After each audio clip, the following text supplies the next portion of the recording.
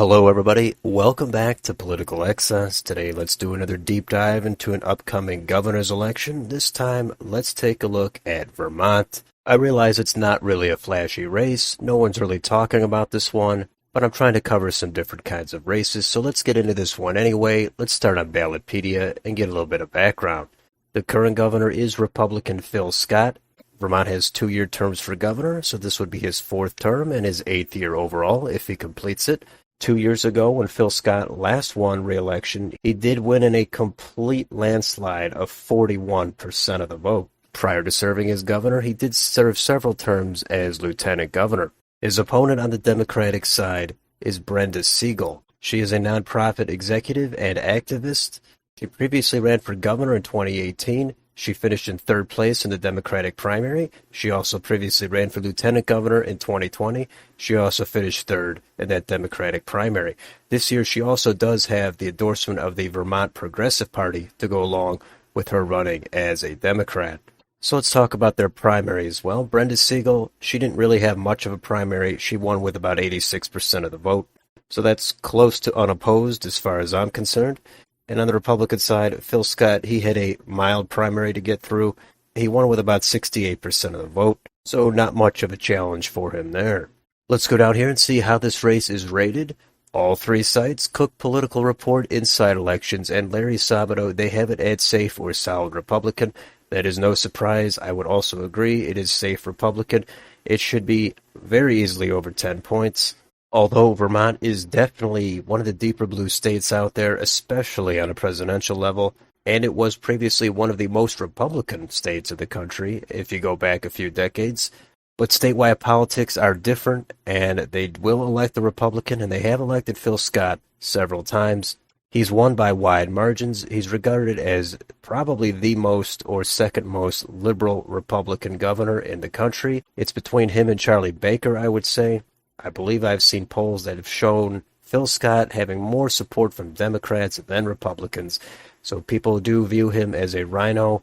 I would think he is to the left as a Republican over certain Democratic governors, such as John Bel Edwards in Louisiana and Andy Beshear in Kentucky. And his style of governing, however you want to characterize it, it's clearly worked, and he's won by landslide margins, and I would imagine it would be another landslide for him this time.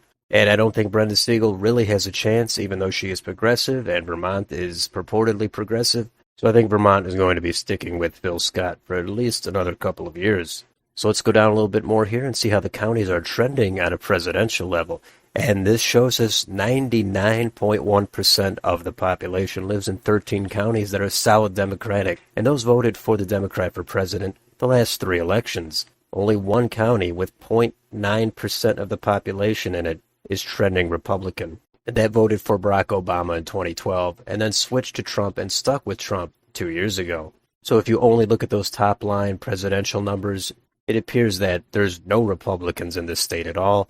But if we go down here to the county map, the shading does not indicate margins at all. The blue just indicates they voted for the Democrat for president in the last 3 elections. You can hover over any of these counties to actually get the margins for the presidential elections. And as you can see, these are pretty blue counties, but they're not 80 or 90% for the Democrats. Some of them are even under 60%, but a lot of them are 60 to 70%. The most populous county with Burlington is Chittenden County, and that did vote pretty big for Biden, over 75% last time. That lone Trump county here is Essex County. That did vote for Trump by about an 11-point margin, so that is interesting. There's just very few people that do live in that county. Let's go back to the county map for governor 2 years ago. And Phil Scott won by over 40 points, so all of these counties are going to be red, and they're pretty much all deep red. In fact, that most populous county that voted over 75% for Biden, it voted over 66% for Phil Scott. So Phil Scott has that secret sauce to be a successful Republican in a blue state like Vermont.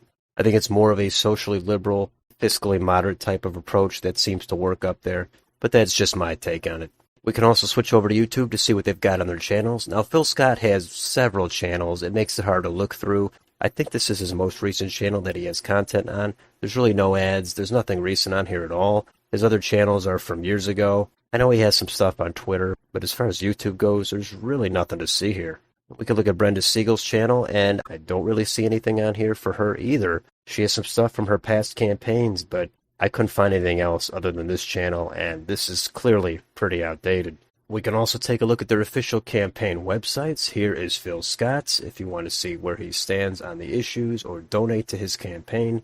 And here is Brenda Siegel's channel if you want to take a look at what she's up to or maybe donate to her campaign. So let's switch over to Wikipedia and take a look at any polling. There's 3 polls here from this year.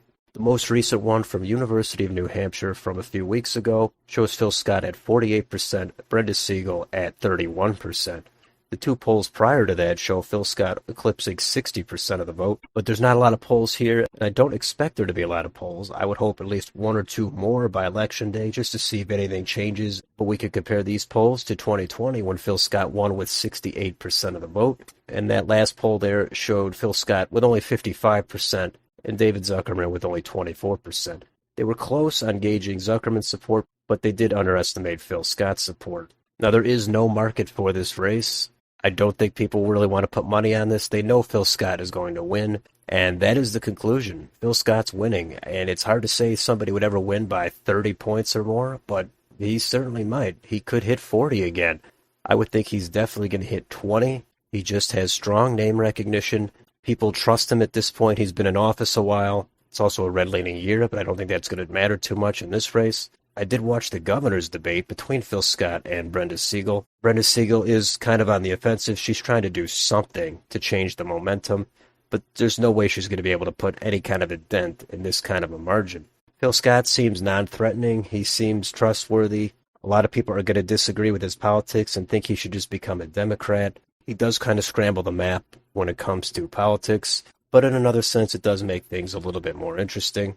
As Phil Scott is probably going to be the only statewide Republican in Vermont, Republicans seem to have no chance in any of the other races. Even for lieutenant governor, it seems like that's going to favor the Democrats, but we shall see what happens. So there's a quick deep dive into this Vermont governor's race. Let me know what you think about this race below. What do you think the margin is going to be for Phil Scott?